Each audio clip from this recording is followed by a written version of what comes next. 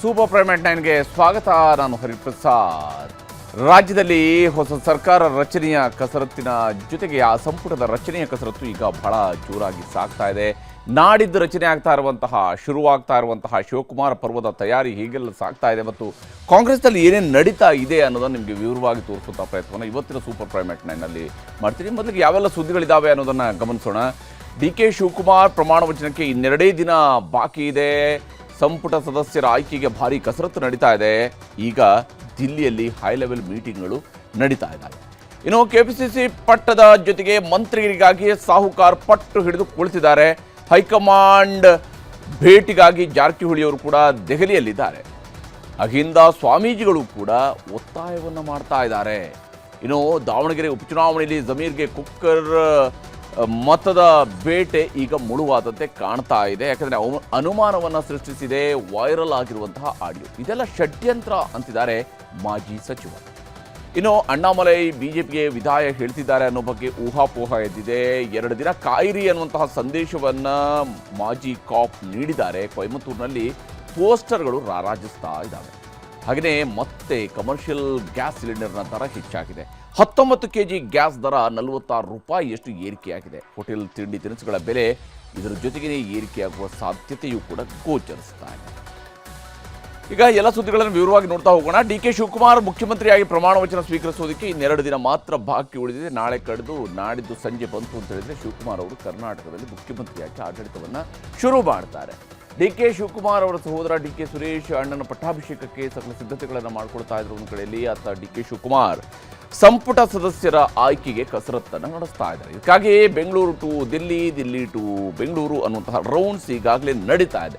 DK. Shivakumar CLP ನಾಯಕರಾಗಿ ಆಯ್ಕೆಯಾದ ಬಳಿಕ ಇವತ್ತು ದೆಹಲಿಗೆ ಹೋಗಿದ್ದಾರೆ. ನಿಯೋಜಿತ ಮುಖ್ಯಮಂತ್ರಿ ಡಿ.ಕೆ. ಶಿವಕುಮಾರ್ ಅವರ ಜೊತೆಗೆ ಹಂಗಾಮಿ ಮುಖ್ಯಮಂತ್ರಿ ಸಿದ್ದರಾಮಯ್ಯನವರು ಕೂಡ ಜೊತೆಯಾಗಿ ಒಂದೇ ಫ್ಲೈಟ್ನಲ್ಲಿ ದೆಹಲಿಗೆ ಹೋಗಿದ್ದಾರೆ. ಸಿದ್ದರಾಮಯ್ಯ ಮತ್ತು ಡಿ.ಕೆ. ಶಿವಕುಮಾರ್ ಜೊತೆಗೆ ಮಾಜಿ ಸಚಿವರಾದ ಕೆ.ಜೆ. ಜಾರ್ಜ್ ಮತ್ತು ಎಚ್.ಸಿ. ಮಹದೇವಪ್ಪ ಕೂಡ ದಿಲ್ಲಿಗೆ ತೆರಳಿದ್ದು ಸಚಿವರ ಪಟ್ಟಿಗೆ ವರಿಷ್ಠರ ಮುದ್ರೆ ಪಡೆಯುವಂತಹ ಉಮೇದಿನಲ್ಲಿದ್ದಾರೆ. ಈಗ ಹೇಗೆಲ್ಲ ಸಂಪುಟದ ರಚನೆ ಆಗಬಹುದು, ಏನು ಎತ್ತ ಅನ್ನೋದ್ರ ಬಗ್ಗೆ ನೋಡ್ತಾ ಹೋಗೋದಾದರೆ ಬಹುತೇಕ 2 ಹಂತಗಳಲ್ಲಿ ಸಂಪುಟದ ರಚನೆಯ ಕಡೆಗೆ ಹೈಕಮಾಂಡ್ ಒಲವು ತೋರಿಸ್ತಾ ಇದೆ. ಆದರೆ ಅಂತಿಮವಾಗಿ ದೆಹಲಿಯಲ್ಲಿ ನಡೆಯುವಂಥ ಮಾತುಕತೆಯಲ್ಲಿ ಅದು ಒಂದೇ ಹಂತದಲ್ಲಿನೇ ಪೂರ್ತಿ ಕ್ಯಾಬಿನೆಟ್ ರಚನೆ ಆದರೂ ಕೂಡ ಅಚ್ಚರಿ ಪಡಬೇಕಾಗಿಲ್ಲ. ಯಾಕಂದರೆ ಇನ್ನು ಜಾಸ್ತಿ ಸಮಯ ಇಲ್ಲ. 2 ಹಂತದಲ್ಲಿ ಮಾಡಿದರೆ ಮತ್ತೆ ಇನ್ನೊಂದು 10 ರಿಂದ 15 ದಿವಸಗಳ ಕಾಲ ವಿಳಂಬ ಆಗುತ್ತೆ ಅನ್ನೋ ಕಾರಣಕ್ಕೆ ಒಂದೇ ಬಾರಿಗೆ ಸಂಪೂರ್ಣ ಕ್ಯಾಬಿನೆಟ್ ರಚನೆ ಮಾಡುವ ಸಾಧ್ಯತೆಯೂ ಇದ್ದೇ ಇದೆ. ಹಾಗಿದ್ರೂ ಈಗಿರುವ ಮಾಹಿತಿ ಪ್ರಕಾರ 2 ಹಂತಗಳಲ್ಲಿ ಅಂತ ಹೇಳ್ತಿದ್ದಾರೆ. ಹೈಕಮಾಂಡ್ನವರ ಒಲವು ಡಿ.ಕೆ. ಶಿವಕುಮಾರ್ ಅವರ ಜೊತೆಗೆ 11 ಮಂದಿ ಪದಗ್ರಹಣವನ್ನು ಮಾಡ್ಕೊಳ್ಬೇಕು ಮೊದಲ ಹಂತದಲ್ಲಿ. ಬಹುತೇಕ 2 ಹಂತಗಳಲ್ಲಿ ಈ ರೀತಿಯಾದಂತಹ ಪದಗ್ರಹಣ ಸಮಾರಂಭವನ್ನು ಮಾಡುವಂಥದ್ದು ಯೋಚನೆ ಇದೆ. 20ಕ್ಕೂ ಅಧಿಕ ಮಂದಿಗೆ ಅವಕಾಶವನ್ನು ಕೊಡಿಸುವಂತಹ ಸಾಧ್ಯತೆ 2ನೇ ಹಂತದಲ್ಲಿ ಇದೆ.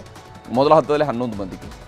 ಇಲ್ಲಿ ಸಿದ್ದರಾಮಯ್ಯ, ಡಿ.ಕೆ. ಶಿವಕುಮಾರ್ ಹಾಗೆಯೇ ಮಲ್ಲಿಕಾರ್ಜುನ ಖರ್ಗೆ ಇವರೆಲ್ಲರೂ ಕೂಡ ತಮ್ಮದೇ ಆದಂತಹ ಬೆಂಬಲಿಗರಿಗೆ ಅಧಿಕಾರವನ್ನು ಕೊಡಿಸೋದ್ರ ಕಡೆಗೆ ಗಮನವನ್ನು ಹರಿಸಬಹುದು. ಈ 3 ಜೊತೆಗೆ ಹೈಕಮಾಂಡ್ನ ಪ್ರತ್ಯೇಕ ಪಟ್ಟಿ ಕೂಡ ಪರಿಗಣನೆಗೆ ಬಂದೇ ಬರುತ್ತೆ. ಯಾಕಂದರೆ ಅರ್ಧಕ್ಕಿಂತ ಹೆಚ್ಚು ಭಾಗವನ್ನು ಹೈಕಮಾಂಡ್ ನಿರ್ಧರಿಸುತ್ತೆ.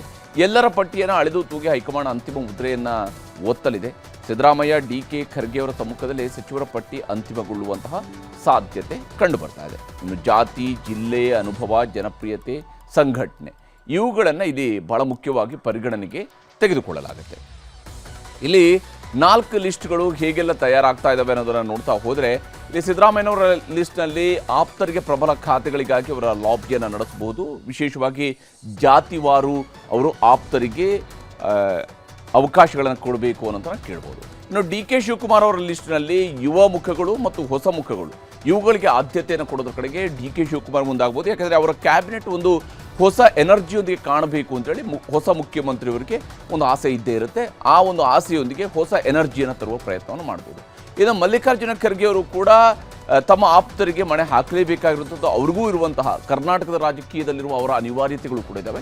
ವಿಶೇಷವಾಗಿ ಕಲ್ಯಾಣ ಕರ್ನಾಟಕ ಭಾಗದ ಆದ್ಯತೆಗಳನ್ನು ಅವರು ಗಮನಕ್ಕೆ ತೆಗೆದುಕೊಳ್ಬೋದು. ಹೀಗಾಗಿ ಕಲ್ಯಾಣ ಕರ್ನಾಟಕದ ಭಾಗದಲ್ಲಿ ಯಾರಿಗೆಲ್ಲ ಸಚಿವ ಸ್ಥಾನ ಸಿಗುತ್ತೆ ಅದರ ಅಂತಿಮ ನಿರ್ಧಾರ ಖರ್ಗೆಯವರೇ ತೆಗೆದುಕೊಳ್ಳುವ ಸಾಧ್ಯತೆ ಜಾಸ್ತಿ ಇದೆ. ಹೈಕಮಾಂಡ್ ಲಿಸ್ಟ್ ಪಕ್ಷದ ಸಂಘಟನೆಯ ದೃಷ್ಟಿಯಿಂದ ಜವಾಬ್ದಾರಿಗಳನ್ನು ಹಂಚಿಕೆ ಮಾಡುವಂತಹ ಕಡೆಗೆ ರಾಹುಲ್ ಗಾಂಧಿಯವರು ಅಥವಾ ಕೆ.ಸಿ. ವೇಣುಗೋಪಾಲ್ ಅವರು ಈ ನಿಟ್ಟಿನಲ್ಲಿ ಗಮನ ಹರಿಸಬಹುದು. ಬಹುತೇಕ ಈ ಕ್ಯಾಬಿನೆಟ್ನಲ್ಲಿ ಅರ್ಧ ಭಾಗದಷ್ಟು ಸಚಿವರುಗಳ ಆಯ್ಕೆಯನ್ನು ಹೈಕಮಾಂಡ್ ಕಡೆಯಿಂದಲೇ ಮಾಡಿಸ್ಕೊಳ್ಳುವ ಸಾಧ್ಯತೆ ಗೋಚರಿಸ್ತಾ ಇದೆ. ಇನ್ನು ಶಿವಕುಮಾರ್ ಅವರ ಜೊತೆಗೆ ಮೊದಲ ಹಂತದಲ್ಲಿ ಯಾರೆಲ್ಲ ಪ್ರಮಾಣ ವಚನವನ್ನು ಸ್ವೀಕರಿಸಬಹುದು ಅನ್ನೋದನ್ನು ಗಮನಿಸುವುದಾದರೆ ಕೆ.ಜೆ. ಜಾರ್ಜ್ ಅವರು, ಸರ್ವಜ್ಞ ನಗರದ ಶಾಸಕರಾಗಿರುವಂತಹ ಕೆ.ಜೆ. ಜಾರ್ಜ್ ಅವರು ಮೊದಲ ಹಂತದಲ್ಲಿನೇ ಸಚಿವರಾಗುವಂಥದ್ದು ಗ್ಯಾರಂಟಿ ಇದ್ದೇ ಇದೆ. ಇನ್ನು ಡಾಕ್ಟರ್ ಜಿ. ಪರಮೇಶ್ವರ್ ಅವರು ಕೂಡ, ಕೊರಟಗೆರೆಯ ಶಾಸಕರು ಕೂಡ ಈ ಬಾರಿ ಮಂತ್ರಿ ಆಗಬಹುದು. ಇನ್ನೊಂದು ಬಾರಿಯ ಮುಂದುವರಿದ ಸರ್ಕಾರದಲ್ಲೂ ಕೂಡ ಮಂತ್ರಿ ಆಗಬಹುದು. ಅವರು ಮುಖ್ಯಮಂತ್ರಿ ಹುದ್ದೆಯ ಬಹಳ ಪ್ರಬಲ ಆಕಾಂಕ್ಷಿಯಾಗಿದ್ದರು, ಆದರೆ ಈಗ ಅವರು ಮಂತ್ರಿ ಆಗಲೇಬೇಕಾಗುತ್ತೆ ಅನ್ನುವಂಥದ್ದು ಅವರ ಅನಿವಾರ್ಯತೆ. ಇನ್ನು ಪ್ರಿಯಾಂಕ್ ಖರ್ಗೆ ಅವರು ಕೂಡ ಈ ಬಾರಿ ಮಂತ್ರಿ ಆಗುವಂಥದ್ದು, ಚಿತ್ತಾಪುರ ಕ್ಷೇತ್ರದ ಶಾಸಕರು. ರಾಮಲಿಂಗಾರೆಡ್ಡಿ ಅವರು ಬೆಂಗಳೂರಿನ BTM ಲೇಔಟ್ನ ಶಾಸಕರು, ಅವರು ಕೂಡ ಸಹಜವಾಗಿಯೇ ಈ ಒಂದು ಮಂತ್ರಿಮಂಡಲದ ಸೇರ್ಪಡೆಯಲ್ಲಿ ಮುಂಚೂಣಿಯಲ್ಲಿರುವಂತಹ ಹೆಸರು. ದಿನೇಶ್ ಗುಂಡೂರಾವ್ ಅವರು ಕೂಡ, ಗಾಂಧಿನಗರದ ಶಾಸಕರಾಗಿರ್ತಕ್ಕಂಥ ದಿನೇಶ್ ಗುಂಡೂರಾವ್ ಅವರು ಕೂಡ, ಯಾಕೆಂದರೆ ಬ್ರಾಹ್ಮಣ ಕೋಟಾದಲ್ಲಿ R.V. ದೇಶಪಾಂಡೆ ಅವರಿಗೆ ಕೊಟ್ಟರೆ ತುಂಬ ಹಿರಿಯರಿಗೆ ಮಣೆ ಹಾಕಿದಂತಾಗುತ್ತೆ. ಅದರ ಬದಲಿಗೆ ಆರೋಗ್ಯ ಇಲಾಖೆಯಲ್ಲಿ ಬಹಳಷ್ಟು ಕೆಲಸ ಕೂಡ ಮಾಡಿರುವಂಥ ದಿನೇಶ್ ಅವರಿಗೆ ಅವಕಾಶವನ್ನು ಮಾಡಿಸ್ಕೊಡ್ಬೋದು. ಯತೀಂದ್ರ ಅವರಿಗೆ ಅಪ್ಪನ ನಂತರ ಮಗ ಅನ್ನುವಂತಹ ಕಾರಣಕ್ಕಾಗಿಯೇ ಭಾಳ ಮುಖ್ಯವಾಗಿ ಡಾಕ್ಟರ್ ಯತೀಂದ್ರ ಸಿದ್ದರಾಮಯ್ಯನವರ ಹೆಸರನ್ನು ಇಲ್ಲಿ ಪರಿಗಣನೆಗೆ ತೆಗೆದುಕೊಳ್ಳಲಾಗುತ್ತೆ. ಮೈಸೂರು ಭಾಗ, ಕುರುಬ ಇವೆಲ್ಲವೂ ಕೂಡ ಮುಂದಿನ ವಿವರಣೆಗಳಾಗ್ತವೆ. ಆದರೆ ಬಹಳ ಮುಖ್ಯವಾದಂಥದ್ದು ಅಪ್ಪನ ನಂತರ ಮಗ ಅಂತ. ಇನ್ನು ಸತೀಶ್ ಜಾರಕಿಹೊಳಿ ಅವರು ಯಮಕರಮರಡಿಯ ಶಾಸಕರು, ಹಿರಿಯ ನಾಯಕ, ಪಕ್ಷದ ಹಿರಿಯ ನಾಯಕ. KPCC ಅಧ್ಯಕ್ಷರ ಅವರಾದರೆ ಅವ್ರಿಗೆ ಮಂತ್ರಿ ಸ್ಥಾನ ಕೊಡ್ತಾರಾ ಕೊಡಲ್ವಾ ಅನ್ನೋದು ನಿಗದಿ ಆಗುತ್ತೆ. ಇನ್ನು ರೂಪಕಲಾ ಶಶಿಧರ್ ಅವರಿಗೆ ಈ ಬಾರಿ ಮಂತ್ರಿಯಾಗುವ ಅವಕಾಶ ಬಂದೊದಗಬಹುದು. KGFನ ಶಾಸಕಿ, ಪರಿಶಿಷ್ಟ ಜಾತಿಯ ಎಡಗೈ ಸಮುದಾಯದಿಂದ, ಯಾಕೆಂದರೆ KH ಮುನಿಯಪ್ಪ ಅವರ ಬದಲಿಗೆ ಅವರ ಪುತ್ರಿಗೆ ಈ ಬಾರಿ ಅಧಿಕಾರ ಕೊಡಬಹುದು. ಆ ಮೂಲಕ ಸಂಪುಟಕ್ಕೊಂದು ಎನರ್ಜಿಯನ್ನು ತುಂಬುವಂಥ ಒಂದು ಉದ್ದೇಶ. ಆದರೆ ಅಂತಿಮವಾಗಿದ್ದು ಕುಟುಂಬ ರಾಜಕಾರಣದ ಮುಂದುವರಿದ ಭಾಗ ಅಷ್ಟೇ. ಎನ್ ಚಲುವರಾಯಸ್ವಾಮಿ ಅವರಿಗೆ ನಾಗಮಂಗಲದ ಶಾಸಕರು, ಮಂಡ್ಯ ಜಿಲ್ಲೆಯ ಒಕ್ಕಲಿಗ ಸಮುದಾಯಕ್ಕೆ ಪ್ರಾತಿನಿಧ್ಯ ಕೊಡಬೇಕಾದಂಥದ್ದು ಈ ಸರ್ಕಾರದ ಅನಿವಾರ್ಯತೆ ಕೂಡ ಆಗಿರೋದ್ರಿಂದಾಗಿ ಚಲುವರಾಯಸ್ವಾಮಿ ಅವರು ಆ ನಿಟ್ಟಿನಲ್ಲಿ ಒಂದು ಮಂತ್ರಿ ಸ್ಥಾನವನ್ನು ಪಡ್ಕೊಳ್ಬೋದು. MB ಪಾಟೀಲರು ಹೇಗಿದ್ರು ಕೂಡ ವಿಜಯಪುರ ಜಿಲ್ಲೆಯ ಬಬಲೇಶ್ವರದ ಶಾಸಕರು, ವಿಜಯಪುರ ಜಿಲ್ಲೆಯ ಒಂದು ಪ್ರಭಾವಿ ಮನೆತನದವರು. ಹೀಗಾಗಿ MB ಪಾಟೀಲರಿಗೆ ಅವರು ಸಾಕಷ್ಟು ಕೆಲಸವನ್ನು ಕೂಡ ತಮ್ಮ ಇಲಾಖೆಗಳಲ್ಲಿ ಮಾಡಿದ್ದಾರೆ. ಈ ಕಾರಣಕ್ಕಾಗಿ ಕೂಡ ಅವ್ರಿಗೆ ಅವಕಾಶ ಸಿಗುತ್ತೆ. ಕೃಷ್ಣ ಬೈರೇಗೌಡರು ಅಫ್ಕೋರ್ಸ್ ಬ್ಯಾಟರಾಯನಪುರದ ಶಾಸಕರು, ಒಕ್ಕಲಿಗ ಕೋಟ ಇವೆಲ್ಲವೂ ಕೂಡ ಒಂದು ಭಾಗ. ಆದರೆ ಸರ್ಕಾರದಲ್ಲಿ, ಸಿದ್ದರಾಮಯ್ಯನವರ ಸರ್ಕಾರದಲ್ಲೂ ಕೂಡ ಕಂದಾಯ ಸಚಿವರು ಬಹಳ ಚೆನ್ನಾಗಿ ಕೆಲಸ ಮಾಡಿದ್ದಾರೆ ಅನ್ನುವಂಥದ್ದು ರಾಜ್ಯದ ಹಳ್ಳಿಗಳಲ್ಲೂ ಕೂಡ ಇರುವಂತಹ ಮಾತು. ಹೀಗಾಗಿ ಕೃಷ್ಣ ಬೈರೇಗೌಡರಿಗೆ ಈ ಬಾರಿ ಅವಕಾಶ ಕೊಡಲೇಬೇಕಾಗಿರುವಂಥದ್ದು ಇರುವಂತಹ ಅನಿವಾರ್ಯತೆಯೂ ಕೂಡ ಹೌದು. ಯಾಕಂದರೆ ಒಬ್ಬ ಪರ್ಫಾರ್ಮಿಂಗ್ ಮಿನಿಸ್ಟರ್ ಈ ಸರ್ಕಾರದಲ್ಲಿ ಬೇಕಿರುತ್ತೆ. ಇನ್ನು ಎರಡನೇ ಹಂತದಲ್ಲಿ ಸಂಪುಟದ ವಿಸ್ತರಣೆ ನಡೆಸುವ ಸಂದರ್ಭದಲ್ಲಿ ಯಾರಿಗೆಲ್ಲ ಸಿಗಬಹುದು ಅಂತೇಳಿ ಇದರಲ್ಲಿ ಒಂದಿಷ್ಟು ಹೆಸರುಗಳು ಹೆಚ್ಚು ಕಡಿಮೆ ಆಗಬಹುದು. ಮತ್ತಷ್ಟು ಬದಲಾವಣೆಗಳನ್ನು ಕೂಡ ಇದರ ನಿರೀಕ್ಷೆಯನ್ನು ಮಾಡ್ತಾ ಇದ್ದೀವಿ. ಯಾಕೆಂದರೆ ಸಂತೋಷ್ ಲಾಡ್ ಕಲಘಟಕಿಯ ಶಾಸಕರಾಗಿರುವಂತಹ ಮರಾಠ ಸಮುದಾಯದಿಂದ ಮತ್ತೊಮ್ಮೆ ಅವರಿಗೆ ಸಿಗ್ಬೋದು. ಇಲ್ಲಿ ಶ್ರೀನಿವಾಸ್ ಮಾನೆ ಅವರು ಕಂಟೆಂಡರ್ ಆಗಿದ್ದಾರೆ ಇದೇ ಹುದ್ದೆಗೆ. ಇನ್ನು ಈಶ್ವರ್ ಖಂಡ್ರೆ ಅವರು ಭಾಲ್ಕಿ ಕ್ಷೇತ್ರದ ಶಾಸಕರು, ಲಿಂಗಾಯತ ಸಮುದಾಯದವರು ಮತ್ತು ಬೀದರ್ ಜಿಲ್ಲೆಯ ಪ್ರಾತಿನಿಧ್ಯದಲ್ಲಿ ಈಶ್ವರ್ ಖಂಡ್ರೆ ಅವರಿಗೆ ಬಹುತೇಕ ಖಚಿತ ಅಂತ ಹೇಳ್ಬೋದು.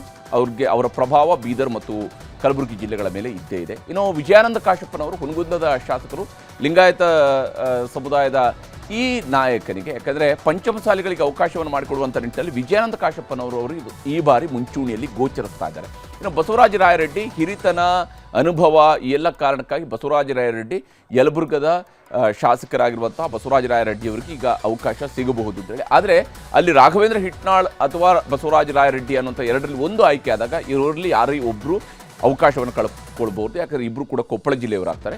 ರಾಘವೇಂದ್ರ ಹಿಟ್ನಾಳ್ ಅವರು ಕೂಡ ಉತ್ತರ ಕರ್ನಾಟಕ ಭಾಗದಿಂದ ಒಬ್ಬ ಕುರುಬ ಸಮುದಾಯದ ನಾಯಕನಿಗೆ ಅವಕಾಶ ಕೊಡೋದಿದ್ರೆ ಅದು ರಾಘವೇಂದ್ರ ಹಿಟ್ನಾಳ್ ಅವರಿಗೆ ಸಿಗಬಹುದು. ಬಿ ನಾಗೇಂದ್ರ ಅವರು ಕೂಡ ಬಳ್ಳಾರಿ ಗ್ರಾಮಾಂತರದ ಶಾಸಕ, ಇವರಿಗೆ ಮತ್ತೊಮ್ಮೆ ಅವಕಾಶವನ್ನು ಮಾಡಿಕೊಡ್ಬೋದು. SS ಮಲ್ಲಿಕಾರ್ಜುನ್ ಅವರು ದಾವಣಗೆರೆ ಉತ್ತರ ಕ್ಷೇತ್ರದ ಶಾಸಕ, ಲಿಂಗಾಯತ ಸಮುದಾಯದ ಪ್ರಭಾವಿ ಶಾಮನೂರು ಅವರ ಪುತ್ರ. ಹೀಗಾಗಿ ಮಲ್ಲಿಕಾರ್ಜುನ್ ಅವರಿಗೆ ಈ ಕ್ಯಾಬಿನೆಟ್ನಲ್ಲಿ ಅವಕಾಶ ಸಿಗಬಹುದು. ಇನ್ನು T. ರಘುಮೂರ್ತಿ ಅವರು ಪರಿಶಿಷ್ಟ ಪಂಗಡದಲ್ಲಿ ಒಬ್ಬ ಯುವ ನಾಯಕನಿಗೆ ಮತ್ತು ಕೆಲಸ ಮಾಡುವಂತಹ ನಾಯಕನಿಗೆ ಆದ್ಯತೆ ಕೊಡಬೇಕು ಅನ್ನೋಂತಹ ಯೋಚನೆ ಇದ್ದರೆ ಅವಾಗ ಖಂಡಿತವಾಗ್ಲೂ ಕೂಡ ಆಯ್ಕೆ T. ರಘುಮೂರ್ತಿ ಅವರಾಗಿರ್ತಾರೆ. ಒಬ್ಬ ಶಾಸಕನಿಗೆ ಒಳ್ಳೆ ಕೆಲಸ ಮಾಡಿದ್ದಾರೆ. ಇನ್ನು ತಿಪ್ಟೂರು ಶಾಸಕರಾಗಿರುವಂಥ K. ಷಡಕ್ಷರಿ ಅವರು ಕೂಡ ಬಹಳ ಕಾಲದಿಂದ ವೇಟಿಂಗ್ ಲಿಸ್ಟ್ನಲ್ಲಿ ಉಳ್ಕೊಂಡಿದ್ದಾರೆ. ಅವರು ಈ ಬಾರಿ ಆದರೂ ಆ ವೇಟಿಂಗ್ ಲಿಸ್ಟ್ ಕ್ಯಾನ್ಸಲ್ ಆಗಿ ಅದು ಡೈರೆಕ್ಟಾಗಿ ಅವ್ರಿಗೆ ಸೀಟ್ ಅಲಾಟ್ ಆಗುತ್ತಾ ಕ್ಯಾಬಿನೆಟ್ನಲ್ಲಿ ಅಂತ ನೋಡಬೇಕು. P. ನರೇಂದ್ರ ಸ್ವಾಮಿ ಅವರ ಹೆಸರು ಕೂಡ ಇಲ್ಲಿ ಮುಂಚೂಣಿಯಲ್ಲಿ ಚರ್ಚೆಗೆ ಬರ್ತಾ ಇದೆ. ಮಳವಳ್ಳಿ ಶಾಸಕರಾಗಿರುವಂತಹ P. ನರೇಂದ್ರ ಸ್ವಾಮಿ ಅವರು ಅಫ್ಕೋರ್ಸ್ ಅಲ್ಲಿ ಒನ್ಸ್ ಅಗೇನ್ ಚಲುವರಾಯಸ್ವಾಮಿ ಅವ್ರಿಗೆ ಅವಕಾಶ ಸಿಗುತ್ತಾ, ನರೇಂದ್ರ ಸ್ವಾಮಿ ಅವರಿಗೆ ಅವಕಾಶ ಸಿಗುತ್ತಾ ಅನ್ನೋಂಥದ್ದನ್ನ ನೋಡಬೇಕು ಮಂಡ್ಯ ಜಿಲ್ಲೆಯ ದೃಷ್ಟಿಯಿಂದ. ಇನ್ನು SC ಬಾಲಕೃಷ್ಣ ಮಾಗಡಿ ಕ್ಷೇತ್ರದ ಶಾಸಕರು, ಇವರಿಗೆ ಅವಕಾಶ ಸಿಗುತ್ತಾ ಸಿಗಲ್ವಾ ಅನ್ನೋಂಥದ್ದು ಬಹಳ ಚರ್ಚಿತ ವಿಚಾರ. ಯಾಕೆಂದರೆ 4 ಜನ ಶಾಸಕರಿರ್ತಕ್ಕಂಥ ಬೆಂಗಳೂರು ದಕ್ಷಿಣ ಜಿಲ್ಲೆಯಿಂದ ಕೇವಲ ಒಬ್ಬರು ಮುಖ್ಯಮಂತ್ರಿ ಕೂಡ ಆಗಿ ಅದೇ ಜಿಲ್ಲೆಗೆ ಇನ್ನೊಂದು ಮಂತ್ರಿ ಸ್ಥಾನವನ್ನು ಕೊಡ್ತಾರಾ ಅನ್ನೋದ್ರ ಬಗ್ಗೆ ಪ್ರಶ್ನೆಗಳು ಇದ್ದೇ ಇದ್ದಾವೆ. ಸಿ ಪುಟ್ಟರಂಗಶೆಟ್ಟಿ ಚಾಮರಾಜನಗರದ ಶಾಸಕರು, ಉಪ್ಪಾರ ಸಮುದಾಯದವರು, ಹಿಂದುಳಿದ ವರ್ಗದಲ್ಲಿ ಉಪ್ಪಾರ ಸಮುದಾಯದ ಬಹಳ ಪ್ರಮುಖ ನಾಯಕ ಪುಟ್ಟರಂಗಶೆಟ್ಟಿ. ಹೀಗಾಗಿ ಈ ಬಾರಿ ಅವರಿಗೆ ಅವಕಾಶವನ್ನು ಮಾಡಿಕೊಡಬಹುದು ಅಂತೇಳಿ ಎಸ್ ಪೊನ್ನಣ್ಣ ವಿಶೇಷವಾಗಿ ಇವ್ರಿಗೆ ಶಾಸಕರಾಗಿ ಮೊದಲ ಬಾರಿಯ ಶಾಸಕರು, ಕೊಡವ ಸಮುದಾಯದವರು, ಸಮುದಾಯ ಜಿಲ್ಲೆ ಈ ದೃಷ್ಟಿಗಳಿಂದ ನೋಡಿದಾಗ ಇವ್ರಿಗೆ ಇರುವಂಥ ಅವಕಾಶಗಳು ಕಡಿಮೆ ಆಗುತ್ತೆ. ಯಾಕಂದರೆ ನಂಬರ್ ವೈಸ್ ಎಲ್ಲವೂ ಕೂಡ ಕಡಿಮೆ ಇರುವಂಥದ್ದು. ಆದರೆ ಪೊನ್ನಣ್ಣ ಕಾನೂನು ಸಲಹೆಗಾರರಾಗಿ ಸಿದ್ದರಾಮಯ್ಯನವ್ರ ಜೊತೆಗೆ ಭಾಳ ಒಳ್ಳೆಯ ಒಡನಾಟ ಹೊಂದಿದಂಥವ್ರು, ಶಿವಕುಮಾರ್ ಅವ್ರ ಜೊತೆ ಕೂಡ. ಹೀಗಾಗಿ ಪೊನ್ನಣ್ಣನಂಥವರು ಕ್ಯಾಬಿನೆಟ್ಗೆ ಸೇರಿದರೆ ಸಹಜವಾಗಿಯೇ ಆ ಸರ್ಕಾರಕ್ಕೆ ಒಂದು ಒಳ್ಳೆಯ ಸಚಿವರು ಸಿಕ್ಕಂತ ಆಗಬಹುದು. ಈ ಕಾರಣಕ್ಕೆ ಪೊನ್ನಣ್ಣ ಅವರ ಹೆಸರು ಕೂಡ ಮುಂಚೂಣಿಯಲ್ಲಿದೆ. ಇನ್ನು SN ಸುಬ್ಬಾರೆಡ್ಡಿ, ಬಾಗೇಪಲ್ಲಿಯ ಶಾಸಕರಾಗಿರುವಂಥ SN ಸುಬ್ಬಾರೆಡ್ಡಿ ಅವರು ಕೂಡ ಚಿಕ್ಕಬಳ್ಳಾಪುರ ಜಿಲ್ಲೆಯಿಂದ ಬಹಳ ಟ್ರೈ ಮಾಡ್ತಾ ಇದ್ದಾರೆ. ಅವ್ರಿಗೆ ಈ ಬಾರಿ ಅವಕಾಶ ಸಿಗುತ್ತಾ ಅಂತೇಳಿ. ಯಾಕೆಂದರೆ ಹಿಂದೆ ಸಮ್ಮಿಶ್ರ ಸರ್ಕಾರದಲ್ಲಿ ಶಿವಶಂಕರ್ ರೆಡ್ಡಿ ಅವರಿಗೆ ಸಿಕ್ಕಿತ್ತು. ಈ ಬಾರಿ ಸುಬ್ಬಾರೆಡ್ಡಿ ಅವರು ಆ ಒಂದು ಪ್ರಯತ್ನದಲ್ಲಿ ಇದ್ದಾರೆ. ಅವ್ರಿಗೆ ಅವಕಾಶ ಸಿಗುತ್ತಾ ನೋಡಬೇಕು. SN ನಾರಾಯಣಸ್ವಾಮಿ ಅವರಿಗೆ ಬಂಗಾರಪೇಟೆ ಶಾಸಕರಾಗಿರುವಂಥ ನಾರಾಯಣಸ್ವಾಮಿ ಅವರಿಗೆ, ಆದರೆ KGF ಶಾಸಕಿಗೆ ಮಂತ್ರಿ ಸ್ಥಾನ ಸಿಕ್ಕಿದರೆ ನಾರಾಯಣಸ್ವಾಮಿ ಅವರಿಗೆ ಅದು ಹಿನ್ನಡೆ ಆಗಬಹುದು. ಆಗ ಉತ್ತರ ಕರ್ನಾಟಕ ಭಾಗಕ್ಕೆ ಮತ್ತೆ ದಲಿತ ಎಡಗೈ ಸಮುದಾಯದಿಂದ ಉತ್ತರ ಕರ್ನಾಟಕ ಭಾಗಕ್ಕೆ ಹೋಗ್ಬೋದು. ಅಂಥ ಸಂದರ್ಭದಲ್ಲಿ ನಾರಾಯಣಸ್ವಾಮಿ ಅವರು ಅವಕಾಶ ಕಲ್ತ್ಕೋಬಹುದು. ಅದರ್ವೈಸ್ ನಾರಾಯಣಸ್ವಾಮಿ ಅವರು ಕೂಡ ಇಲ್ಲಿ ಬಹಳ ಮುಂಚೂಣಿಯಲ್ಲಿರುವಂಥ ನಾಯಕ, ಬಹಳ ಉತ್ಸಾಹಿ ಶಾಸಕ ಕೂಡ ಅವರು. ರಿಜ್ವಾನ್ ಅರ್ಷದ್ ಅವರು ಶಿವಾಜಿನಗರದ ಶಾಸಕರಾಗಿರ್ತಕ್ಕಂಥ ರಿಜ್ವಾನ್ ಅರ್ಷದ್ ಅವರು ಕೂಡ ಮುಸ್ಲಿಂ ಸಮುದಾಯದಿಂದ ಈ ಬಾರಿ ಮಂತ್ರಿ ಆಗುವಂತಹ ನಿರೀಕ್ಷೆಯನ್ನು ಇಟ್ಕೊಂಡಿದ್ದಾರೆ. ಅದಕ್ಕೆ ಬೇಕಂತ ಸರ್ವ ರೀತಿಯ ಪ್ರಯತ್ನ ಮಾಡ್ತಾ ಇದ್ದಾರೆ. ಆದರೆ ಅವರ ಪಕ್ಕದ ಕ್ಷೇತ್ರ ಆಗಿರುವಂಥ ಶಾಂತಿನಗರದ ಶಾಸಕರಾಗಿರುವ NA ಹ್ಯಾರಿಸ್ ಅವರು ಕೂಡ ಈ ಒಂದು ಪ್ರಯತ್ನವನ್ನು ಮುಂದುವರಿಸಿದ್ದಾರೆ. ಹಾಗೆಯೇ ಅವರ ಪಕ್ಕದ ಕ್ಷೇತ್ರದ ಶಾಸಕರಾಗಿರುವಂಥ ಜಮೀರ್ ಅಹಮದ್ ಖಾನ್ ಅವರು ಕೂಡ ಅಫ್ಕೋರ್ಸ್ ಮಂತ್ರಿ ರೇಸ್ನಲ್ಲಿ ಈಗಲೂ ಕೂಡ ಮುಂಚೂಣಿಯಲ್ಲಿ ಇದ್ದೇ ಇದ್ದಾರೆ. ಹೀಗಾಗಿ ಇವರು ಮೂರರಲ್ಲಿ ಯಾರಾದರೂ ಒಬ್ಬರಿಗೆ ಅವಕಾಶ ಸಿಗ್ಬೋದು. ಇನ್ನು KN ಶಿವಲಿಂಗೇಗೌಡರು ನಿಜಕ್ಕೂ ಕಾಂಗ್ರೆಸ್ಗೆ ಹಾಸನದಲ್ಲಿರುವಂತಹ ಅಪಾರ್ಚುನಿಟಿಯನ್ನು ಮುಂದಿನ ಚುನಾವಣೆಯಲ್ಲಿ ಅವ್ರಿಗೆ ಉಳಿಸ್ಕೊಳ್ಬೇಕು ಅಂತ ಹೇಳಿದರೆ ಆಗ ಶಿವಲಿಂಗೇಗೌಡರು ಒಬ್ಬ ಒಳ್ಳೆಯ ಆಯ್ಕೆ ಆಗ್ಬೋದು.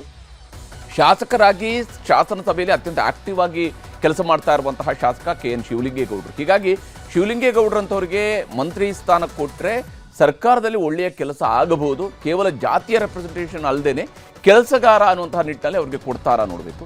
ಮಂಕಾಳ ವೈದ್ಯ ಅವರಿಗೆ, ಭಟ್ಕಳ ಶಾಸಕರಾಗಿರುವಂತಹ ಮಂಕಾಳ ವೈದ್ಯ ಅವರಿಗೆ ಈ ಬಾರಿ ಮತ್ತೊಂದು ಅವಕಾಶ ಸಿಗುತ್ತಾ? ಮಗುವೀರ ಸಮುದಾಯದಿಂದ ಇರುವ ಏಕೈಕ ಶಾಸಕ ಆಗಿರೋದ್ರಿಂದಾಗಿ ಆ ಅವಕಾಶ ಮಂಕಾಳ ವೈದ್ಯ ಅವರನ್ನೇ ಹುಡುಕಿಕೊಂಡು ಹೋಗ್ಬೋದು. ಆದರೆ ಈ ಬಾರಿ ಅವ್ರಿಗೆ ಕೊಟ್ಟೇ ಕೊಡ್ತಾರಾ ಅಥವಾ ಉತ್ತರ ಕನ್ನಡದಲ್ಲಿ ಬೇರೆ ಯಾರಿಗಾದರೂ ಮಂತ್ರಿ ಸ್ಥಾನವನ್ನು ಕೊಡ್ತಾರಾ ನೋಡಬೇಕು. ಇನ್ನು BK ಸಂಗಮೇಶ್ವರ ಭದ್ರಾವತಿಯ ಶಾಸಕರು, ಒಂದು ವೇಳೆ ಮಧು ಬಂಗಾರಪ್ಪ ಅವರಿಗೆ ಅವಕಾಶ ಸಿಕ್ಕಿಲ್ಲ ಅಂತ ಹೇಳಿದರೆ ಆಗ ಶಿವಮೊಗ್ಗ ಜಿಲ್ಲೆಯ ಕೋಟಾದಲ್ಲಿ BK ಸಂಗಮೇಶ್ವರ ಅವರು ಮಂತ್ರಿ ಆಗುವಂತಹ ಸಾಧ್ಯತೆಗಳು ಗೋಚರಿಸಿದೆ. ಆದರೆ ಮಧು ಬಂಗಾರಪ್ಪ ಈ ಕ್ಷಣದಲ್ಲೂ ಕೂಡ ಸ್ಟ್ರಾಂಗ್ ಕಂಟೆಂಡರ್ ಆಗಿದ್ದಾರೆ ಮಂತ್ರಿಯಾಗಿ. ಯಾಕಂದರೆ ಶಿಕ್ಷಣ ಇಲಾಖೆಯಲ್ಲಿ ಅವರು ಮಾಡಿರುವಂತಹ ಕೆಲಸ, ಈ ಬಾರಿಯ ಫಲಿತಾಂಶ ಇವೆಲ್ಲವೂ ಕೂಡ ಅವರಿಗೆ ಇರುವಂತಹ ಪಾಸಿಟಿವ್ ಅಂಶಗಳು. ಹಾಗೆಯೇ ಈಡಿಗ ಸಮುದಾಯದವರಾಗಿರುವಂಥ BK ಹರಿಪ್ರಸಾದ್, ಅಂದರೆ ಒಂದು ವೇಳೆ ಮಧು ಬಂಗಾರಪ್ಪ ಅವರಿಗೆ ಅವಕಾಶ ತಪ್ಪೋದಕ್ಕೆ ಬಹಳ ಮುಖ್ಯ ಕಾರಣ ಏನಾದರೂ ಆಯಿತು ಅಂತಂದರೆ BK ಹರಿಪ್ರಸಾದ್ ಅವ್ರನ್ನ ಮಂತ್ರಿ ಮಾಡಿದರೆ ಮಾತ್ರ. ಅವರಿಗೆ ಈಡಿಗ ಸಮುದಾಯದಿಂದ BK ಹರಿಪ್ರಸಾದ್ ಅವರಿಗೆ ಮಣೆ ಹಾಕ್ತಾರೆ, ಅಥವಾ ಯುವ ನಾಯಕನಾಗಿರುವ ಮಧು ಬಂಗಾರಪ್ಪ ಅವರು ಅಥವಾ ಬೇಳೂರು ಗೋಪಾಲಕೃಷ್ಣ ಅವ್ರನ್ನ ಮುಂದುವರಿಸ್ತಾರಾ? ಇವರಿಬ್ಬರಲ್ಲಿ ಯಾರನ್ನ ಆಯ್ಕೆ ಮಾಡ್ಕೊಳ್ತಾರೆ ಅನ್ನೋದು ಕೂಡ ನೋಡಬೇಕಾಗಿದೆ.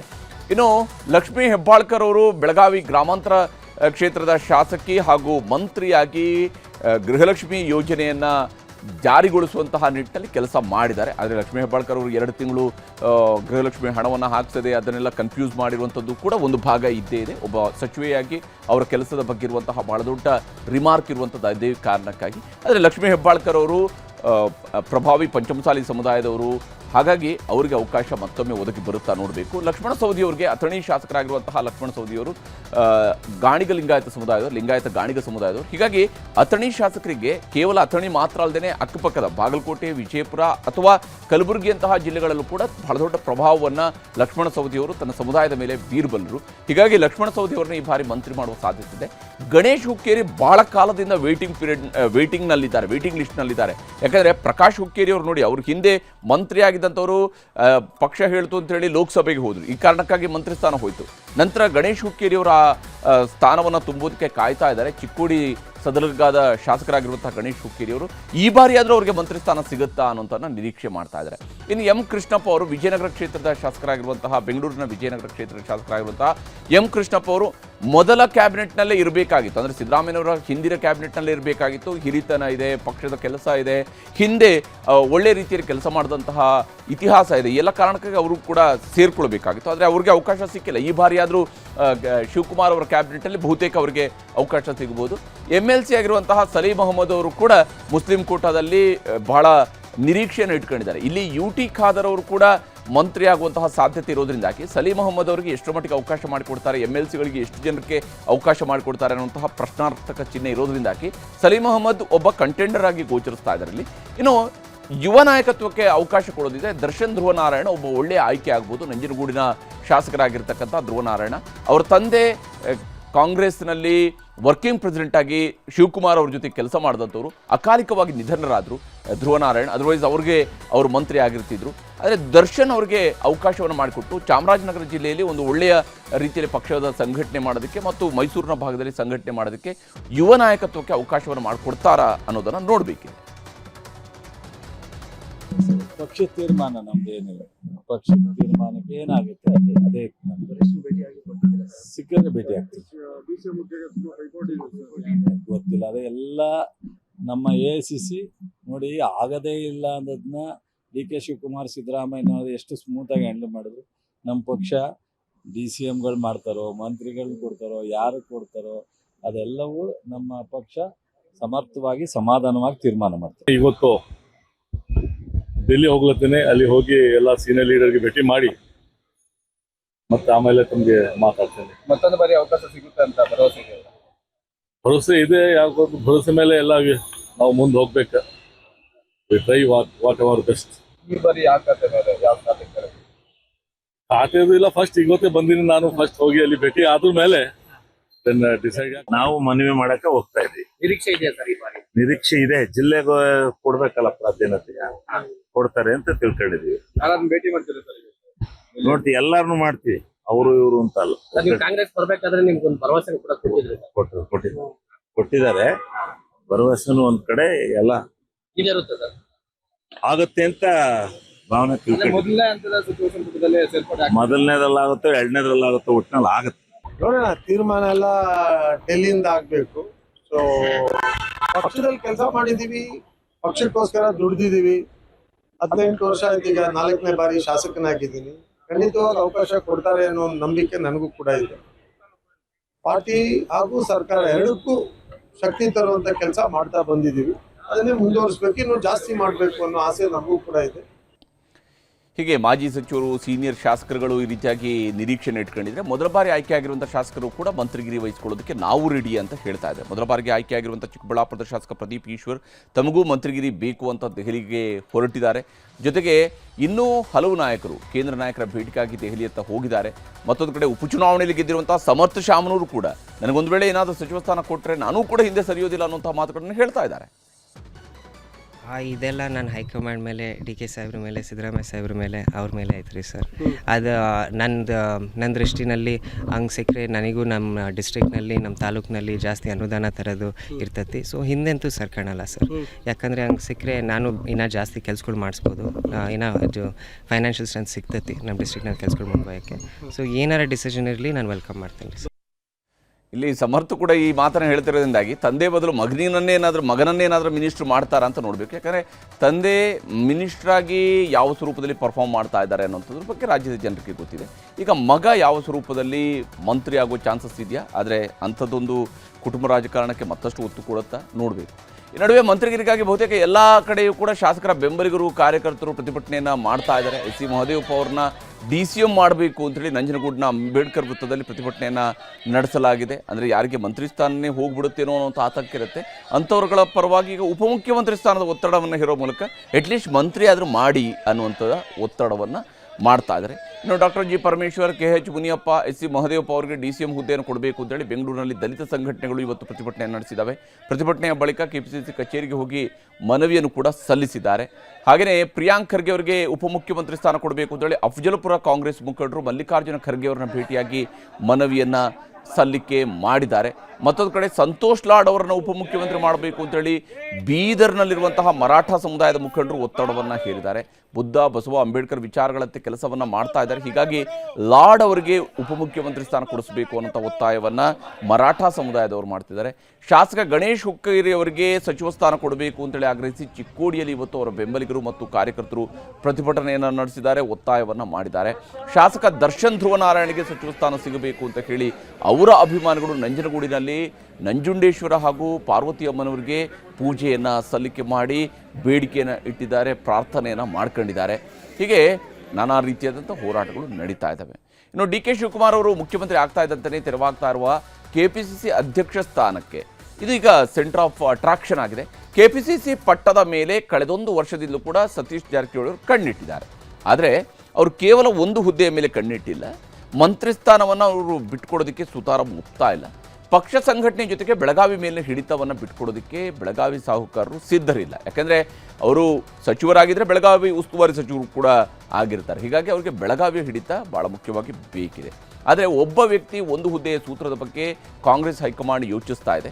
ಹಾಗೇನಾದರೂ ಆಯಿತು ಅಂತ ಹೇಳಿದರೆ ಸತೀಶ್ ಜಾರಕಿಹೊಳಿ ಅವರು ಮಾತ್ರ ಎರಡೂ ಹುದ್ದೆಯ ಮೇಲೆ ಕಣ್ಣಿಟ್ಟಿರೋದ್ರಿಂದಾಗಿ ಇವತ್ತು ಬೆಳಗ್ಗೆನೇ ಅವರು ದೆಹಲಿಗೆ ಹೋಗಿ ಸತೀಶ್ ಜಾರಕಿಹೊಳಿ ಅವರು ಹೈಕಮಾಂಡ್ ನಾಯಕರುಗಳನ್ನು ಭೇಟಿಯಾಗುವಂತಹ ಪ್ರಯತ್ನವನ್ನು ಮಾಡ್ತಾ ಇದ್ದಾರೆ. ಸಿದ್ದರಾಮಯ್ಯನವರ ಆಪ್ತರೇ ಕೈಕೊಟ್ಟರು ಅನ್ನುವಂತಹ ಚರ್ಚೆಗಳು ಇವೆಲ್ಲವೂ ಕೂಡ ರಾಜಕೀಯವಾಗಿ ನಡೀತಾ ಇರುತ್ತೆ. ಒಬ್ಬ ನಾಯಕನ ಆಯ್ಕೆ ಅಥವಾ ನಿರ್ಗಮನದ ಸಂದರ್ಭ ಈ ರೀತಿಯಂತಹ ಚರ್ಚೆ ನಡೀತಾ ಇರುತ್ತೆ. ನಾನೇ ಹೈಕಮಾಂಡ್ ಮಟ್ಟದಲ್ಲಿ ತಮ್ಮ ಬೇಡಿಕೆಯನ್ನು ಈಡೇರಿಸ್ಕೊಳ್ತೀನಿ ಅನ್ನುವಂತಹ ಒಂದು ಉತ್ಸಾಹದೊಂದಿಗೆ ಸತೀಶ್ ಜಾರಕಿಹೊಳಿ ಅವರು, ಯಾಕಂದರೆ ಅವರಿಗೆ ಅವರದೇ ಆದಂತಹ ನೆಟ್ವರ್ಕ್ ಇದೆ, ಅವರದೇ ಆದಂತಹ ಹೈಕಮಾಂಡ್ ಜೊತೆಗಿನ ಸಂಬಂಧ ಇದ್ದೇ ಇದೆ. ಸತೀಶ್ ಜಾರಕಿಹೊಳಿ ಈಗ ಎರಡೂ ಹುದ್ದೆನ ನಾನು ಕೇಳಿಲ್ಲ ಅಂತ ಹೇಳ್ತಾ ಇದ್ದಾರೆ. ಆದರೆ ಎರಡು ಕೊಟ್ಟರೆ ಎರಡನ್ನೂ ಜೊತೆಯಾಗಿ ನಿಭಾಯಿಸ್ತೀನಿ ಅನ್ನುವಂತಹ ನಿಲುವನ್ನು ಸತೀಶ್ ಜಾರಕಿಹೊಳಿ ಅವರು ಹೊಂದಿದ್ದಾರೆ. ಚರ್ಚೆ ಆಗಿ ಒಂದು ಹಂತಕ್ಕೆ ಬರಲೇಬೇಕು, ಅಂತಿಮವಾಗಿ ಬರ್ತಾರೆ. ಇಲ್ಲ, ನಾವು ಯಾವುದು ಡಿಮಾಂಡ್ ಮಾಡಿಲ್ಲ, ಕೊಡೋದು ಬಿಡೋದು ಅವ್ರಿಗೆ ಬಿಟ್ಟದ್ದು, ಯಾವುದು ಡಿಮಾಂಡ್ ನಾವು ಮಾಡಿಲ್ಲ.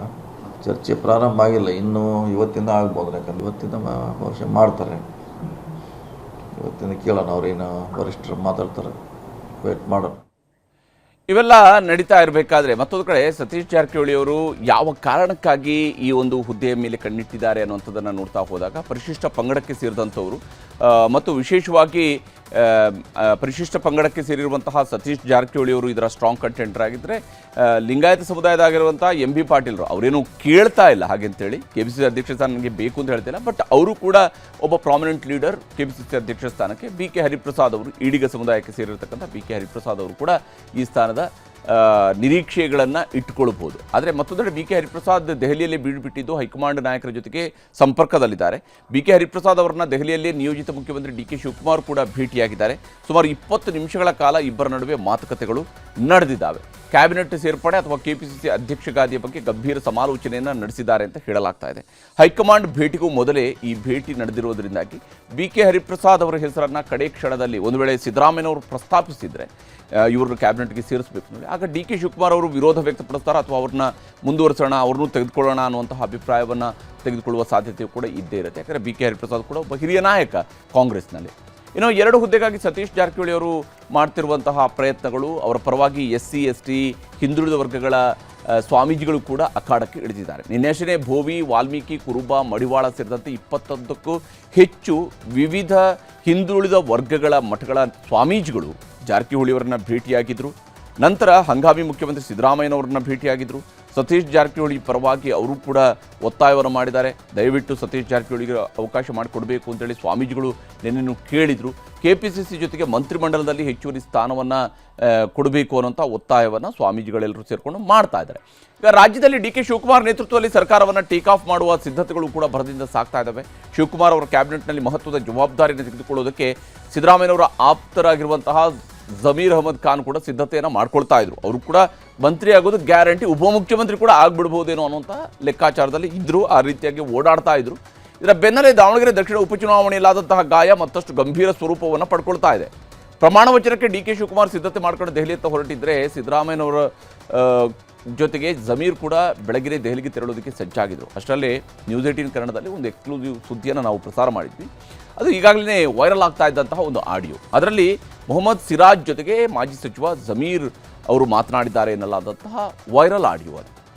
ಇದು ದಾವಣಗೆರೆ ದಕ್ಷಿಣ ಉಪಚುನಾವಣೆಯಲ್ಲಿ ಮತದಾನ ನಡೀತಾ ಇದ್ದಂತಹ ಸಂದರ್ಭದಲ್ಲೇ ಮಾತನಾಡಿರುವಂತಹ ರೀತಿಯ ಆಡಿಯೋ ಇದೆ.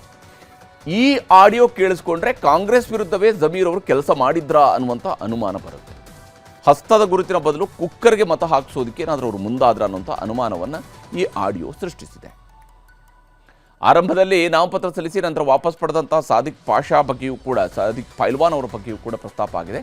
ದೊಡ್ಡ ಲೀಡರ್ ಅಂದ್ಕೊಂಡವನೇ ಅವನ ವಾರ್ಡ್ನಲ್ಲೇ ಮೈನಸ್ ಮಾಡುವ ಕೆಲಸ ಆಗುತ್ತೆ ಅನ್ನುವಂತಹ ಮಾತುಗಳು ಕೂಡ ಇದ್ದಾವೆ. ಅಲ್ಲದೆ BJP ಅಭ್ಯರ್ಥಿ ಶ್ರೀನಿವಾಸ್ ದಾಸ್ಕರಿಯಪ್ಪ ಪರವಾಗಿ ಜಮೀರ್ ಕೆಲಸ ಮಾಡಿದ್ರಾ ಅನ್ನುವಂತಹ ಅನುಮಾನ ಈ ಆಡಿಯೋವನ್ನು ಕೇಳಿಸ್ಕೊಂಡಾಗ ಮೂಡುತ್ತೆ. ಇನ್ನು ನ್ಯೂಸ್ 18ನಲ್ಲಿ ಆಡಿಯೋ ಪ್ರಸಾರ ಆಗ್ತಾ ಇದ್ದಂತೆ ರಾಜ್ಯ ರಾಜಕೀಯದಲ್ಲಿ ಸಂಚಲನ ಸೃಷ್ಟಿಯಾಗಿದೆ. ದೆಹಲಿಗೆ ಹೊರಟಿದ್ದ ಸಮೀರ್ ದಿಢೀರ್ ತಮ್ಮ ನಾಯಕರಾದ ಹಂಗಾಮಿ ಮುಖ್ಯಮಂತ್ರಿ ಸಿದ್ದರಾಮಯ್ಯ ಅವರನ್ನ ಕಾವೇರಿ ನಿವಾಸದಲ್ಲಿ ಭೇಟಿಯಾಗಿ ಇಡೀ ಪ್ರಕರಣದ ಬಗ್ಗೆ ಸ್ಪಷ್ಟನೆಯನ್ನು ಕೊಟ್ಟಿದ್ದಾರೆ. ಅಲ್ಲದೆ HALವರೆಗೆ ಸಿದ್ದರಾಮಯ್ಯನವರ ಕಾರ್ನಲ್ಲಿ ತೆರಳಿ ಮತ್ತೆ ಅಲ್ಲಿಂದ ವಾಪಸ್ಸಾಗಿದ್ದಾರೆ. ಇದಾದ ಬಳಿಕ ಈಗಾಗಲೇ ದಾವಣಗೆರೆ ದಕ್ಷಿಣ ಬೈ ಎಲೆಕ್ಷನ್ನಲ್ಲಿ ಪಕ್ಷ ವಿರೋಧಿ ಚಟುವಟಿಕೆ ಆರೋಪದಡಿಯಲ್ಲಿ ಕ್ರಮಕ್ಕೆ ಒಳಗಾಗಿರುವ ನಜೀರ್ ಅಹಮದ್ ಜೊತೆಗೆ ಸಭೆಯನ್ನು ನಡೆಸಿದ್ರು. ಇದು AI ಆಡಿಯೋ ಅನ್ನುವಂತಹ ಸ್ಪಷ್ಟನೆಯನ್ನು ನಜೀರ್ ಅವರು ಕೊಟ್ಟಿದ್ದಾರೆ. ಇನ್ನು ಜಮೀರ್ ಕೂಡ ಅಷ್ಟೇ ನಾನಲ್ಲ ಅಂತ ಹೇಳ್ತಿದ್ದಾರೆ. ವೈರಲ್ ಆದ ಆಡಿಯೋ ನನ್ನದಲ್ಲ, ಅದು AI ನಿರ್ಮಿತ. ಬೈ ಎಲೆಕ್ಷನ್ನಲ್ಲಿ ನಾನು ಪಕ್ಷ ವಿರೋಧಿ ಕೃತ್ಯವನ್ನು ಮಾಡೇ ಇಲ್ಲ ಅನ್ನುವಂಥದ್ದು ಅವರು ಕೊಡ್ತಾ ಇರುವಂತಹ ಸ್ಪಷ್ಟನೆ. ನನ್ನ ವಿರುದ್ಧ ಉದ್ದೇಶಪೂರ್ವಕವಾಗಿ ಷಡ್ಯಂತ್ರವನ್ನು ಮಾಡಿದ್ದಾರೆ ಅನ್ನುವಂತಹ ಒಂದು ಆರೋಪವನ್ನು ಅವರು ಮಾಡಿದ್ದಾರೆ. ನನ್ನ ವಿರುದ್ಧ ಉದ್ದೇಶಪೂರ್ವಕ ಷಡ್ಯಂತ್ರ ಮಾಡಿದ್ದಾರೆ ಅಂತ ಹೇಳ್ತಿದ್ದಾರೆ. ಆಡಿಯೋ ಕುರಿತಂತೆ ಸೈಬರ್ ಠಾಣೆಗೆ ದೂರು ಕೊಡ್ತೀನಿ ಮತ್ತು ವೈರಲ್ ಆಡಿಯೋದ ಬಗ್ಗೆ ಸಂಪೂರ್ಣ ತನಿಖೆ ನಡೆಸಬೇಕು ಅನ್ನೋಂಥ ಒತ್ತಾಯವನ್ನು ಅವರು ಮಾಡಿದ್ದಾರೆ. ಒಂದು ಮಾಧ್ಯಮ ಪ್ರಕಟಣೆಯನ್ನು ಹೊರಡಿಸಿದ್ದಾರೆ. ಆಡಿಯೋ ಹಿಂದೆ ಯಾರಿದ್ದಾರೆ ಅನ್ನೋದು ಗೊತ್ತಾಗಬೇಕು ಅನ್ನೋಂಥದ್ದು ಜಮೀರ್ ಅವರು ಕೂಡ ಹೇಳ್ತಾ ಇರುವಂತಹ ಮಾತಾಗಿದೆ.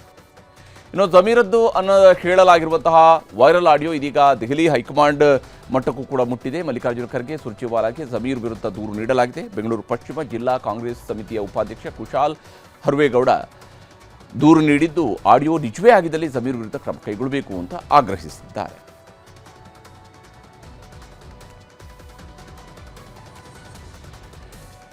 ಈಗ ರಾಜ್ಯ, ರಾಷ್ಟ್ರ, ದೇಶ ವಿದೇಶಗಳ ಮತ್ತಷ್ಟು ಪ್ರಮುಖ ಸುದ್ದಿಗಳನ್ನು ಕ್ವಿಕ್ ಆಗಿ ನೋಡ್ತಾ ಹೋಗೋಣ. ಕೇಂದ್ರ ಸಚಿವ HD ಕುಮಾರಸ್ವಾಮಿ ಅವರಿಗೆ ಮಂಡ್ಯ ಲೋಕಸಭಾ ಕ್ಷೇತ್ರ ಬಿಟ್ಟುಕೊಟ್ಟಿರುವ ಮಾಜಿ ಸಂಸದೆ ಸುಮಲತಾ ಅಂಬರೀಷ್ಗೆ ರಾಜ್ಯಸಭೆಗೆ ಹೋಗುವ ಅವಕಾಶ ಸಿಗುತ್ತೆ ಅಂತ ಹೇಳಲಾಗಿದೆ. ಇದೇ ಜೂನ್ 18ರಂದು ನಡೆಯಲಿರುವ ರಾಜ್ಯಸಭೆ ಚುನಾವಣೆಗೆ ಸುಮಲತಾ ಅವರ ಹೆಸರು ಘೋಷಣೆಯಾಗುವ ಸಾಧ್ಯತೆ ಇದೆ. ವಿಧಾನಸಭೆಯಿಂದ ವಿಧಾನ ಪರಿಷತ್ನ 7 ಸ್ಥಾನಗಳಿಗೆ ನಡೆಯಲಿರುವ ಚುನಾವಣೆಗೆ ಇಂದು ಅಧಿಸೂಚನೆ ಪ್ರಕಟವಾಗಿದೆ. ಜೂನ್ 18ರಂದು ಮತದಾನ ನಡೆಯಲಿದೆ. ಇನ್ನು ಚುನಾವಣೆಗೆ ರಾಜ್ಯ ಬಿಜೆಪಿಯಿಂದ 5 ಹೆಸರುಗಳನ್ನು ಹೈಕಮಾಂಡ್ಗೆ ಕಳಿಸಲಾಗಿದೆ. ಮಾಜಿ ಸಚಿವ ಚಲುವರಾಯಸ್ವಾಮಿ ಅಧಿಕಾರ, ಹಣ, ಮತದಿಂದ ತಪ್ಪು ಮಾಡ್ತಾ ಇದ್ದಾರೆ. ದೇವೇಗೌಡರು ಕುಮಾರಸ್ವಾಮಿ ಬಗ್ಗೆ ನಾಲಿಗೆ ಹರಿಬಿಟ್ರೆ ನಾಲಿಗೆ ಕತ್ತರಿಸ್ತೀವಿ ಅಂತ ನಾಗಮಂಗಲದ ಮಾಜಿ ಶಾಸಕ ಸುರೇಶ್ ಗೌಡ ಆಕ್ರೋಶ ಹೊರಹಾಕಿದ್ದಾರೆ. ರಾಜ್ಯದಲ್ಲಿ ಫಲಾನುಭವಿಗಳ ಅಕೌಂಟ್ಗೆ ಹಾಕದೆ ಉಳಿದಿರುವ ಗೃಹಲಕ್ಷ್ಮಿ ಯೋಜನೆಯ 5,000 ಕೋಟಿ ರೂಪಾಯಿ ಹಣವನ್ನು ಯಾವುದೇ ಕಾರಣಕ್ಕೂ ಬಿಡೋದಿಲ್ಲ ಅಂತ ಪ್ರತಿಪಕ್ಷ ನಾಯಕ ಆರ್ ಅಶೋಕ್ ಗುಡುಗಿದ್ದಾರೆ. ಹುಬ್ಬಳ್ಳಿಯಲ್ಲಿ ಹಿಜಾಬ್ ವರ್ಸಸ್ ಕೇಸರಿ ಶಾಲಿನ ಫೈಟ್ ಶುರುವಾಗಿದೆ. ಹುಬ್ಬಳ್ಳಿಯ ಕನಕದಾಸ ಕಾಲೇಜಿನಲ್ಲಿ ವಿದ್ಯಾರ್ಥಿಗಳಿಗೆ ಹಿಂದೂ ರಾಷ್ಟ್ರ ಸಮನ್ವಯ ಸಮಿತಿ ನೇತೃತ್ವದಲ್ಲಿ ಶಾಲು ವಿತರಣೆ ಮಾಡಲಾಗಿದೆ. ಹಿಜಾಬ್ಗೆ ಅವಕಾಶ ಖಂಡಿಸಿ ಕೇಸರಿ ಶಾಲು ನೀಡಲಾಗಿದೆ. ರಾಜ್ಯದ ಹಲವು ಕಡೆ ಮಳೆ ಮುಂದುವರೆದಿದೆ. ಹಾವೇರಿ ಜಿಲ್ಲೆಯಲ್ಲಿ ವರುಣನ ಅಬ್ಬರ ಜೋರಾಗಿದೆ. ಶಿಗ್ಗಾವಿ ತಾಲೂಕಿನ ಶಾಡಬ್ಬಿ ಬಳಿ ಬಿರುಗಾಳಿ ಅಬ್ಬರಕ್ಕೆ ಮೊಬೈಲ್ ಟವರ್ ಉರುಳು ಬಿದ್ದಿದೆ. ತಮಿಳುನಾಡಿನ ಮುಖ್ಯಮಂತ್ರಿ ವಿಜಯ್ ಚುನಾವಣೆಯಲ್ಲಿ ತಾವು ಗೆದ್ದಿದ್ದ ತಿರುಚಿಯಲ್ಲಿ ಬೃಹತ್ ಸಮಾವೇಶ ನಡೆಸಿದ್ದಾರೆ. ಸಮಾವೇಶದಲ್ಲಿ ಮಾತನಾಡಿದ ವಿಜಯ್, ತಿರುಚಿ ಮತ್ತು ಪೆರಂಬೂರು ಕ್ಷೇತ್ರಗಳು ನನ್ನ 2 ಕಣ್ಣುಗಳು ಇದ್ದಂತೆ ಅಂತ ಹೇಳಿದ್ದಾರೆ. ನಟನೆ ಬಿಟ್ಟು ರಾಜಕೀಯಕ್ಕೆ ಧುಮುಕಿದ ತಮಿಳುನಾಡಿನ ಮುಖ್ಯಮಂತ್ರಿ ವಿಜಯ್ ಅವರನ್ನ ಟಾಲಿವುಡ್ ಸ್ಟಾರ್ ರಾಮ್ ಚರಣ್ ಶ್ಲಾಘಿಸಿದ್ದಾರೆ. ವಿಜಯ್ ಅವರು ಜನರ ಸೇವೆಗಾಗಿ ತಮ್ಮ ವೃತ್ತಿ ಜೀವನವನ್ನು ತ್ಯಾಗ ಮಾಡಿದ್ದಾರೆ ಅಂತ ಹೇಳಿದ್ದಾರೆ. ಪಶ್ಚಿಮ ಬಂಗಾಳದಲ್ಲಿ ಸಿಎಂ ಸುವೇಂದು ಅಧಿಕಾರಿ ನೇತೃತ್ವದ ಬಿಜೆಪಿ ಸರ್ಕಾರ ಇದು ತನ್ನ ಸಚಿವ ಸಂಪುಟವನ್ನು ವಿಸ್ತರಿಸಿದೆ. ಹೊಸ ಸರ್ಕಾರಕ್ಕೆ 35 ಹೊಸ ಶಾಸಕರು ಸಚಿವರಾಗಿ ಸೇರ್ಪಡೆಯಾಗಿದ್ದಾರೆ. ಇಂದಿನಿಂದ ಪಶ್ಚಿಮ ಬಂಗಾಳದಲ್ಲಿ ಮಹಿಳೆಯರಿಗೆ ಉಚಿತ ಸರ್ಕಾರಿ ಬಸ್ ಪ್ರಯಾಣ ಯೋಜನೆ ಜಾರಿಯಾಗಿದೆ. ಪಶ್ಚಿಮ ಬಂಗಾಳದ ಎಲ್ಲ ಸರ್ಕಾರಿ ಬಸ್ಗಳಲ್ಲಿ ಮಹಿಳೆಯರು ಉಚಿತ ಓಡಾಟಕ್ಕೆ ಅವಕಾಶ ಕಲ್ಪಿಸಲಾಗಿದೆ. ಪಂಜಾಬ್ನ ಲುಧಿಯಾನದಲ್ಲಿ ಭೀಕರ ದುರಂತ ಸಂಭವಿಸಿದೆ. ಮಷಿನ್ ಟೂಲ್ ಕಾರ್ಖಾನೆಯಲ್ಲಿ ತ್ಯಾಜ್ಯ ವಿಲೇವಾರಿ ಮಾಡುವಾಗ ವಿಷಾನಿಲ ಸೋರಿಕೆಯಾಗಿ 3 ಕಾರ್ಮಿಕರು ಸಾವಿಗೀಡಾಗಿದ್ದಾರೆ. 2 ತೀವ್ರವಾಗಿ ಅಸ್ವಸ್ಥಗೊಂಡಿದ್ದಾರೆ. 3 ದಿನಗಳ ಹಿಂದೆ ನವದೆಹಲಿಯಲ್ಲಿ ಬಂಧಿಸಲಾಗಿದ್ದ 8 ಉಗ್ರರ ಸಂಚು ಬಯಲಾಗಿದೆ. ಮುಂಬೈನ ಬಾಂದ್ರಾದಲ್ಲಿ ಮಸೀದಿಯನ್ನು ಕೆಡವಲಾಗಿತ್ತು. ಇದಕ್ಕೆ ಪ್ರತೀಕಾರ ತೀರಿಸಿಕೊಳ್ಳುವುದಕ್ಕೆ ಉಗ್ರರು ದಾಳಿಗೆ ಯೋಜನೆ ರೂಪಿಸಿದ್ದರು ಎಂಬ ಆಘಾತಕಾರಿ ಮಾಹಿತಿ ಹೊರಬಿದ್ದಿದೆ. ಭಾರತದ ಸ್ವದೇಶಿ ರಕ್ಷಣಾ ತಂತ್ರಜ್ಞಾನ ವ್ಯವಸ್ಥೆಗೆ ಮತ್ತಷ್ಟು ಬಲ ಬಂದಿದೆ. ಖಾಸಗಿ ರಕ್ಷಣಾ ಸಂಸ್ಥೆಯಾದ ಹೋವರಿಟ್ ಅಭಿವೃದ್ಧಿಪಡಿಸಿರುವ ದಿವ್ಯಾಸ್ತ್ರ ಮಾರ್ಕ್ 1 ಎಂಬ ಅತ್ಯಾಧುನಿಕ ಆತ್ಮಹತ್ಯಾ ಡ್ರೋನ್ ಪರೀಕ್ಷೆ ಯಶಸ್ವಿಯಾಗಿ ನಡೆದಿದೆ. ಮೇಕ್ ಇನ್ ಇಂಡಿಯಾ ಭಾಗವಾಗಿ ಫ್ರಾನ್ಸ್ನಿಂದ 3.25 ಲಕ್ಷ ಕೋಟಿ ರೂಪಾಯಿ ಮೌಲ್ಯದ 114 ರಫೇಲ್ ಯುದ್ಧ ವಿಮಾನಗಳ ಖರೀದಿ ಒಪ್ಪಂದಕ್ಕೆ ಭಾರತ ನಿರ್ಧರಿಸಿದೆ. ಆಸ್ಟ್ರೇಲಿಯಾದ ಉಪಪ್ರಧಾನಿ ಹಾಗೂ ರಕ್ಷಣಾ ಸಚಿವ ರಿಚರ್ಡ್ ಮಾರ್ಲೆಸ್ ಭಾರತ ಪ್ರವಾಸದಲ್ಲಿದ್ದಾರೆ. ಇಂದು ನವದೆಹಲಿಯಲ್ಲಿ ರಕ್ಷಣಾ ಸಚಿವ ರಾಜನಾಥ್ ಸಿಂಗ್ ಜೊತೆಗೆ ರಕ್ಷಣಾ ಬಾಂಧವ್ಯದ ಕುರಿತು ಮಹತ್ವದ ಮಾತುಕತೆಯನ್ನು ನಡೆಸಿದ್ದಾರೆ. ಭಾರತ ಮತ್ತು ನೇಪಾಳದ ಮಧ್ಯೆ ದೀರ್ಘಕಾಲದಲ್ಲಿ ಇರುವ ಗಡಿ ವಿವಾದದಲ್ಲಿ ಮತ್ತೆ ಖ್ಯಾತಿ ತೆಗೆಯಲು ನೇಪಾಳದ ಪ್ರಧಾನಿ ಬಾಲೇಂದ್ರ ಶಾ ಮುಂದಾಗಿದ್ದಾರೆ. ಕಾಲಾಪಾನಿ, ಲಿಪ್ಲೇಕ್ ಹಾಗೂ ಲಿಂಪಿಯಾಧುರ ಪ್ರದೇಶಗಳಲ್ಲಿ ಗಡಿ ವಿವಾದ ಇದೆ.